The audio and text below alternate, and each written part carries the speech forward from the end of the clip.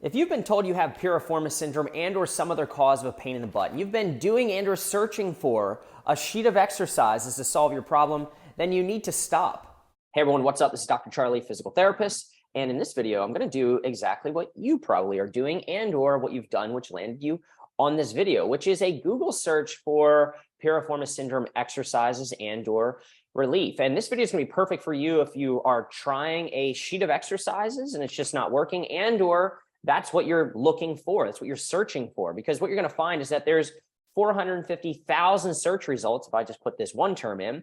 And to save you a little bit of time, energy, money, and some heartbreak, let me just say that most of them are pretty much the same. All right. And so what I'm going to do in this video is pull up the top 3 search results and or exercise programs that you would find if you were searching for it.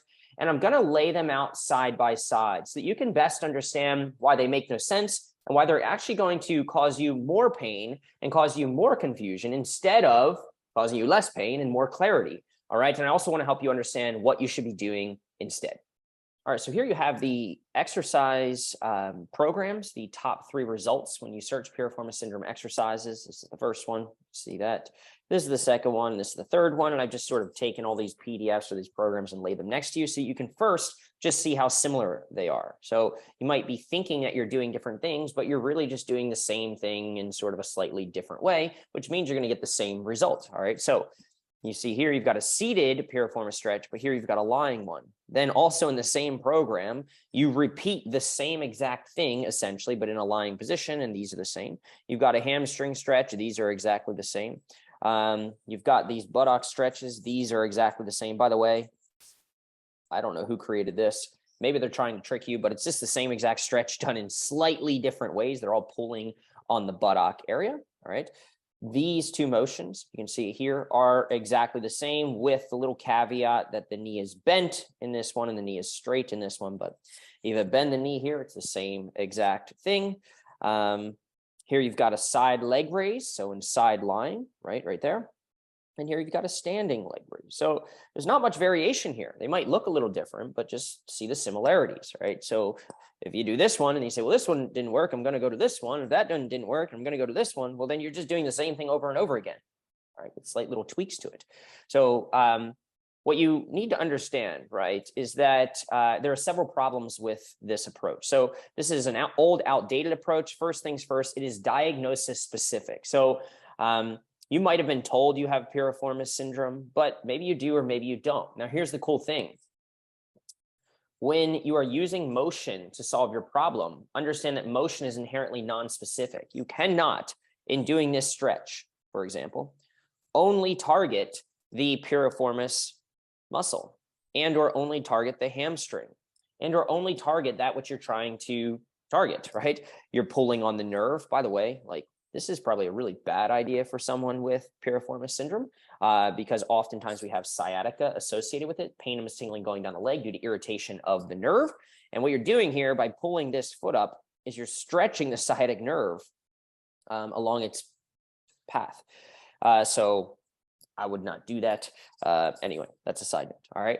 But motion is inherently non-specific. So if you're looking for a piriformis syndrome exercise, and just recognize that, these stretches are going to do more than stretch the piriformis. They're going to stretch your sciatic nerve, your hamstring, right? They're going to fire your glutes. They're going to arch or extend and work your back, right? They're going to do all kinds of different things. So there really doesn't exist any specific thing such as a, specific exercise program, all right? Because motion is inherently non-specific. You cannot just move the piriformis muscle in your buttock and that's it, all right? So the other thing is this, and this is the big problem with this. This approach of doing a sheet of exercises mixes black and white, and then people wonder why they get gray, meaning nobody likes living in the gray zone, right? But that's exactly what you're doing whenever you're following one of these cookie cutter approaches. So let me be very clear. So you can see here, if we look at each of these exercises, they all kind of target a slightly different theory and or hypothesis, all right? And what I mean is this, right? So if your pain is due to maybe tightness in the buttock, well, then when you stretch it, it might help, right? So this is targeting this thought of like, hey, I have tightness in my piriformis, right? This one is not targeting the piriformis. This is targeting the hamstring, right? And or the sciatic nerve. You've all seen those nerve glides, right? And so is the problem due to hamstring tightness? This one, well, it does the same thing. It's a tightness hypothesis. Okay, I think there's some tightness in the buttock or the piriformis area, right? That's causing it. Now, this is where it gets really interesting. So it only makes logical sense, right, that you're doing this stretch if you think that tightness in the buttock is part of the problem. Otherwise, you wouldn't be trying to stretch out or lengthen the buttock area. But then you're trying to say, hey, well, maybe it's not the buttock, maybe it's the hamstring. And maybe it's not the hamstring, maybe it's the buttock. So if we didn't get it in this stretch, well, maybe we'll be able to hit it different in a different angle in this stretch, right? But then this is where it gets really funky, right? So now you're moving from this hypothesis of tightness or lack of motion to one of weakness, right? And so when you're doing this prone hip extension, right, you're actually trying to work and or strengthen the glutes. You're actually contracting them, not lengthening them. You're shortening them, not lengthening them. All right, notice I just said shortening, you're not lengthening. Black versus white. These live on opposite extremes of the spectrum. All right, and so what happens is you know, in this one, you're trying to strengthen, right? In this one, now you're trying to strengthen not just like your backside of your buttock, but you're trying to strengthen something else. Now you're trying to, it says strengthen. Now you're trying to strengthen the rotators in your hip in a different position.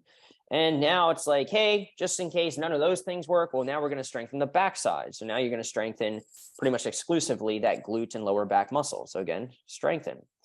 And so you can see this kind of black and white mixture, this grayness and this confusion that can be caused by doing different things because you're mixing different hypotheses. You're testing a bunch of different theories at one time, and there's just nothing scientific about it. So you have these people, right? Doctors, PTs, people like myself, right, who get these scientific degrees, but there's nothing scientific about the approach, right? Think of it like this.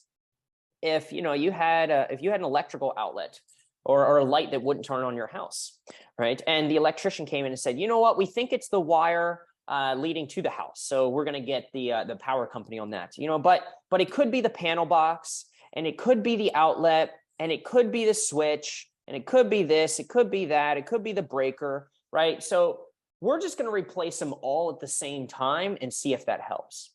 Well, you can imagine that would be a really bad idea. And you would never agree and or sign off on that. But because you go to someone who supposedly knows what they're doing, right, then you just accept this to be the way it is, right? I tried PT and it didn't work. No, you didn't try PT. You tried a bunch of different motions. You threw a bunch of different motions in a pot, and you hoped that the ingredients, the recipe came out well. You hoped that you were going to get better. Really bad idea, all right? So you can see you're mixing, trying to lengthen this thing or stretch this thing, and not only just stretch one thing, multiple different things.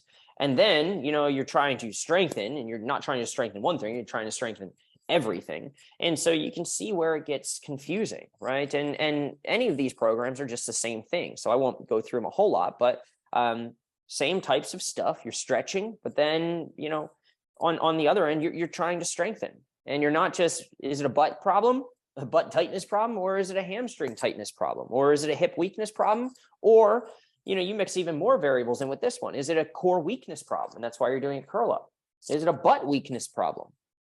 Is it, again, this would be more like core weakness in the rotary plane as you're in this position, you're trying to balance things out, right? And so, and I don't know what this is. Let's not talk about this one because it's just the same thing over and over again. At least they're sticking to one hypothesis, right? But just know you can do one of these, right, and not waste your time on anything else. All right. So hopefully that's clear, and you see the inherent problem with doing, an exercise, approach where it is muddied by doing many things, right? So if you're doing a sheet of exercises, it's not going to work because number one, it's diagnosis specific. Or here's the thing. If it does work, because I can see the comments now, well, I did that, I did all that stuff and it worked great for me. If it did work, I'd say, well, what worked? Was it this one? Was it this one? Was it this one? Was it this one? Was it this one? Was it this one? Was it this one? And there is no way you could say, it was this one, Charlie, and that is the problem. Now, you might not see that as a problem right now, but if the thing creeps up in the future, you will see it as a problem, because then you'll say, oh my gosh, I need to pull out this whole packet of stuff and try to figure out what happened there. And so if you're not scientific from the get-go, then you're going to be in trouble on the back end. All right. Now, if it doesn't work, well, you won't know what works. And here's often what I see. Because you're mixing black and white and you're mixing opposite hypotheses about what could be going on, this one thing could have solved all of your problems. But in the presence of all these other things, you may have rendered it useless. So sometimes something within your current exercise program could actually be your solution, but is the presence of the other things which are counteracting it, which could keep you from getting better. And because no one's taught you a scientific approach, you just do it because, well, this is what the person who has the degree tells you to do. All right. But you've got to be smarter than that. All right. And again, this is not your fault, but I want to teach you what to do here. Okay. So we just talked about how motion is inherently non-specific. Hopefully that is fair. You know, you could replace Piriformis Syndrome Exercises with herniated disc exercises and download a PDF there. You cannot move your disc and only your disc. All right. It's impossible. So trying to treat a diagnosis is only so useful. And it's most useful if you need surgery and or you want shots, because you kind of need to know exactly what you're doing there. Right. But if you're using motion, motion is inherently non-specific. All right. Black plus white, mixing the two equals gray. If you're mixing this idea of strengthening and stretching the hamstrings and then stretching the piriformis and then working the core and then stretching the back, right? Then you're just all over the place and you're like counteracting yourself or contradicting yourself, right? It's like, imagine if you tried to turn, a screwdriver righty-tighty, and at the same time you tried to turn it left, you would get nowhere. You'd be like, I can't do that, man. It's kind of hard to do. Yeah, and you're not going to get anywhere, because the net is that you ain't doing nothing. You're just neutral because you're mixing opposites here. All right. There is all guessing and no testing. Whoever has created this approach, and or whoever, if you're receiving this approach, is giving you this approach, has no idea what they're doing. Because if they did, they would select the one thing that was solving the problem or that was proven to be valuable. And they would have a process for testing. Meaning, how do you know if this is actually working? Answer this right now. How do you know if your current exercise approach is actually working? Well, I'll try it for a few weeks and see what happens. That's scary. That's like your electrician coming in and saying, well, we'll just try to fix this and see what happens. Or, you know what? I put that light bulb in today.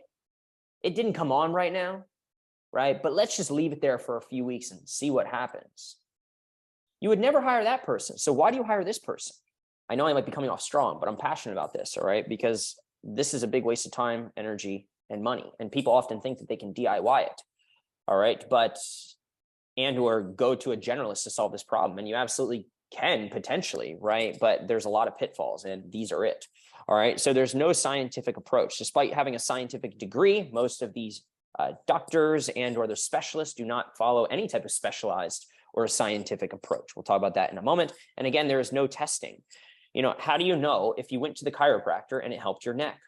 Well, you turn your head one way, ouch, they do something, and then you turn your head again, and it's much better.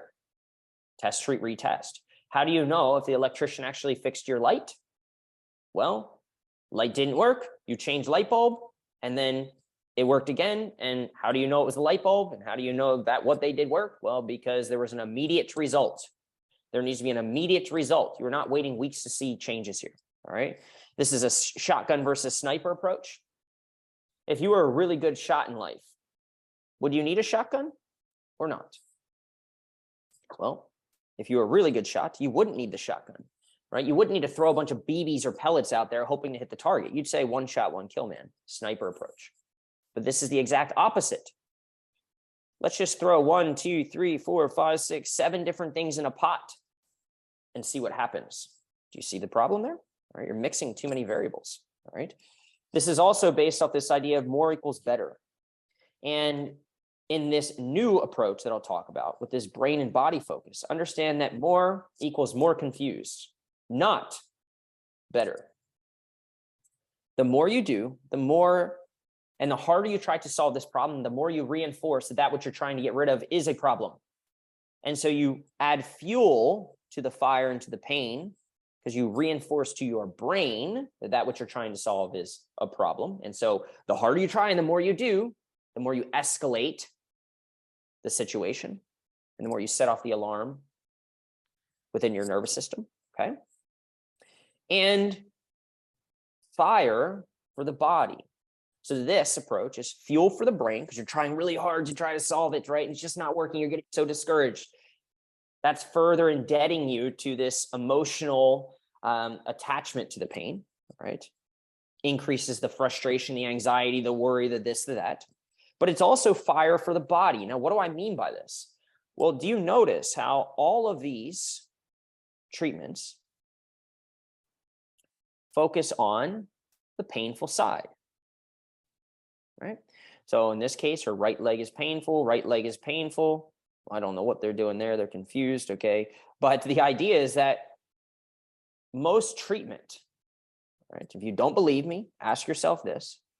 Is most treatment that you've received to try to fix your back, butt, or leg pain, is it targeted to the area of pain or somewhere else?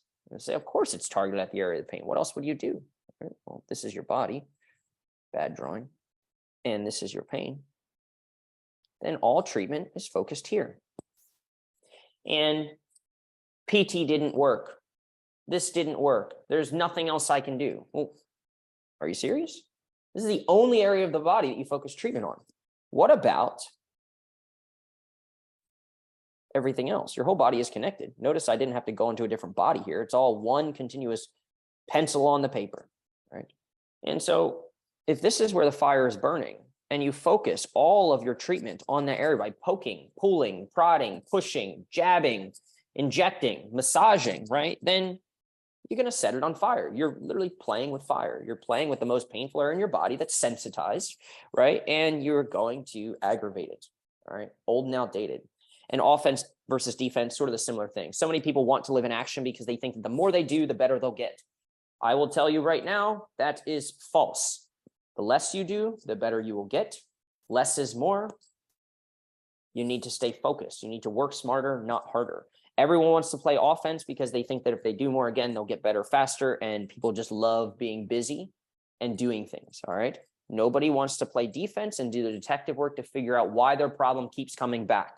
So this is another little nugget. If you're doing all this stuff, you're like, hey, I feel good when I leave, Charlie. It does work, see? It's not guessing, like I feel better afterwards. But then the problem comes back. It's because you're playing all offense and not defense. Something about what you're doing in life, mentally or physically, something in your healing environment is continuing to pick the scab and keep you from healing.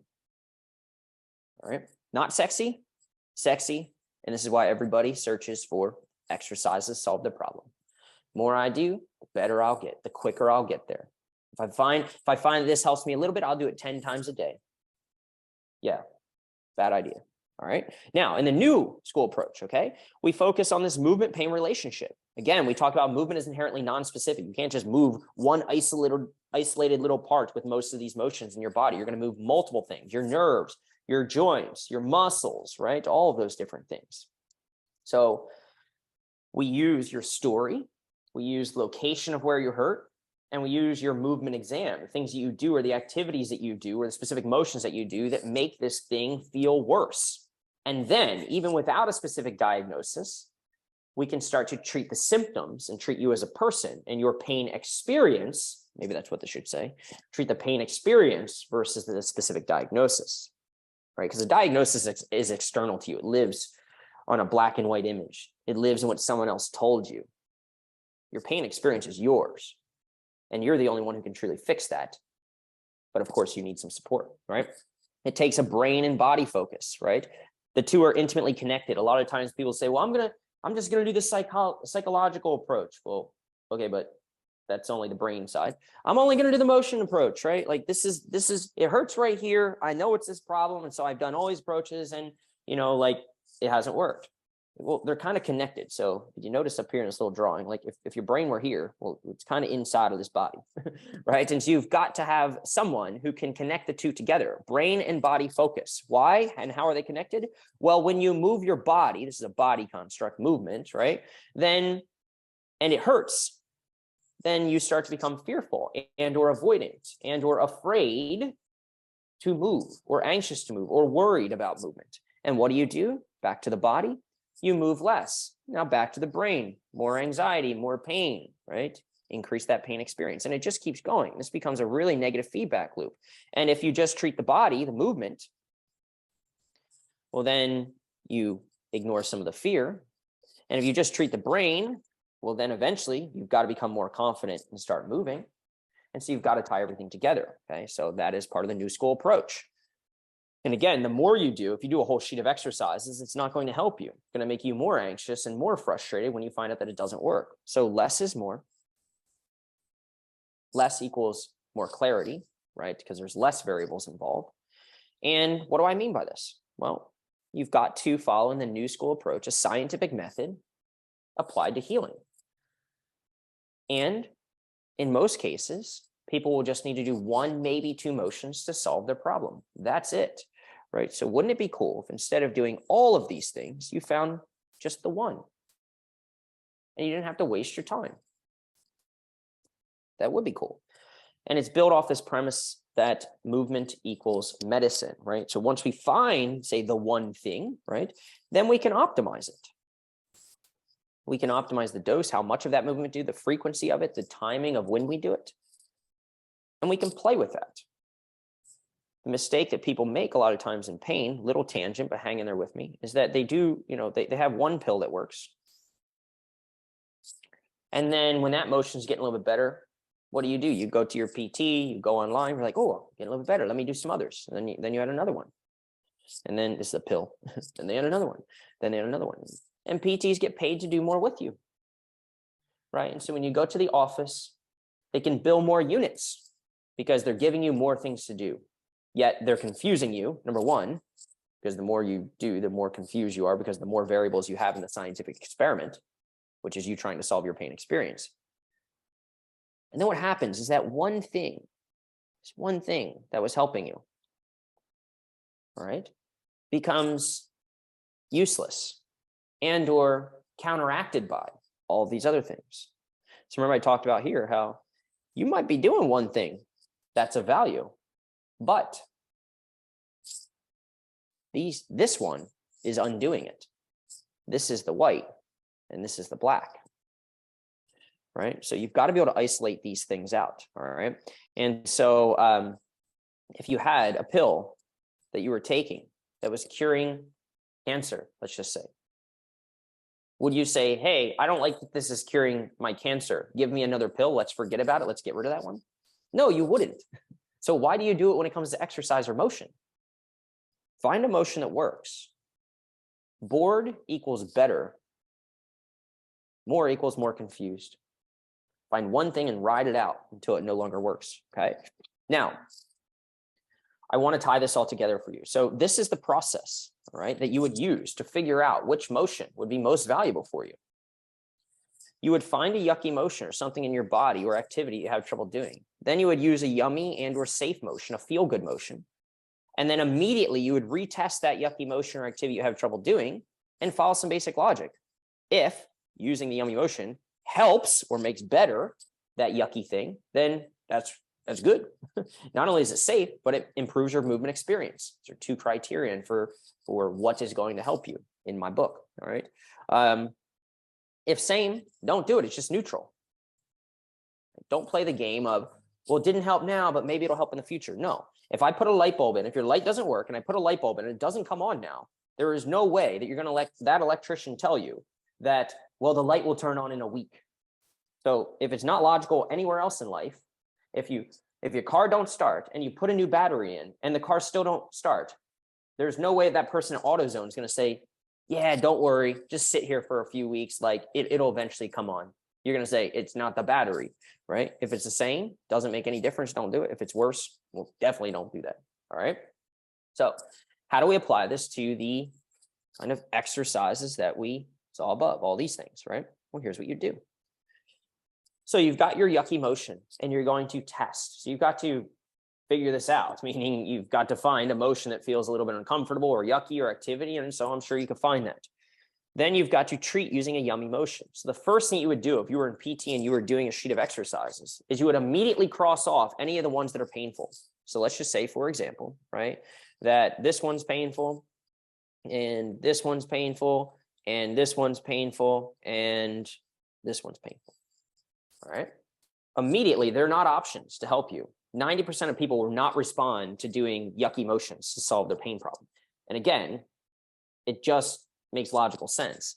If you're trying to make a really yummy, tasty smoothie, would you say, hey, you know what? I think if I throw in these moldy strawberries, that it's going to come out good. You would never do that, right? You would say, I want the yummy strawberries, right? Give me the freshest, most natural, most organic strawberries in the world, right? Let's pick them fresh off the whatever they grow off of, right? So you do yummy motion and then yucky motion, treat using a yummy motion. Then you would retest that yucky thing to see, did it get better? Did it stay the same? Or did it get worse? And so, for example, you do your yucky motion in this case, then you'd say, okay, I got this. Now, how much did they say to do it? Well, I don't know. They don't have any amount there, but you'd do it, you'd sample it, and then you'd retest that yucky thing, same, better, worse. If same or worse, it's not for you. If it's better, cool.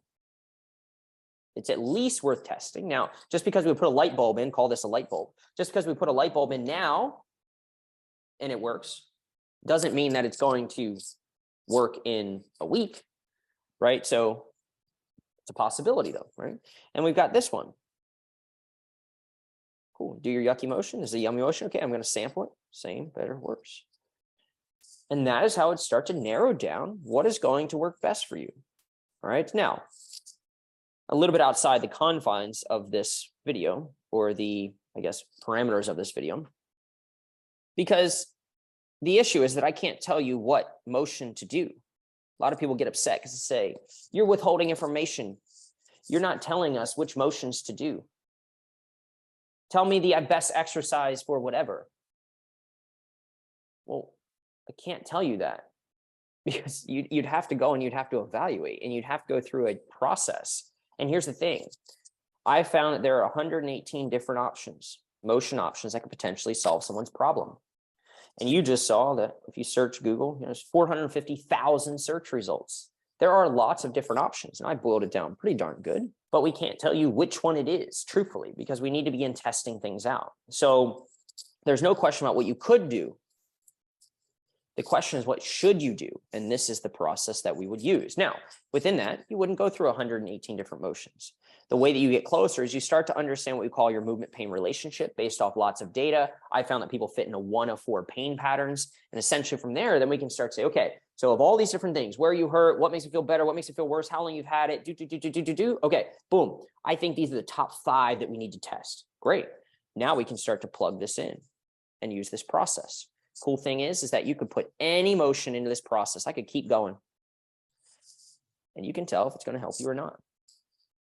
Right. And so that's what we do. So we take all these possibilities, and then with the experience of in this case, just what I've done in my career, we're able to sort of narrow it down to the top 5 or so, test those things out. And usually we're pretty darn close. And the goal at the end of the day is to find the one motion that solves the problem. Now, motion is offense. You're doing something. All right. You need to combine this with defense, identifying what in your environment mentally and physically is picking a scab and keeping you from getting better. So it's not just motion. There's also defense, right? But we put this into a process. So hopefully this was helpful. Again, a little bit of a long video because I do ramble. I'm sorry, but hopefully you picked up some nuggets there because if you're searching for solutions for pain in the butt, well, then you're going to find a lot of them. And, or if you drive down the street and you go to a generalist who doesn't know much about these problems, then you're going to get this. And hopefully you can see why. Now it makes no sense. It's very unscientific, and it can actually just confuse the heck out of you and make you worse. So if this was useful, let me know in the comments. Also, do know, no pressure, but we do consult with folks worldwide with these problems. So you can always check out the links below if you'd like to set up a time to chat with us to see if we can help, and then submit what we call a case review, which basically helps us identify whether or not we think we can help and what that plan might look like. So that's all I got. Hopefully this was useful. Hit the subscribe button as well as the bell for notifications when we go live every single week. Shoot me a thumbs up and or questions or thoughts in the comments. Thank you, everyone, and chat soon.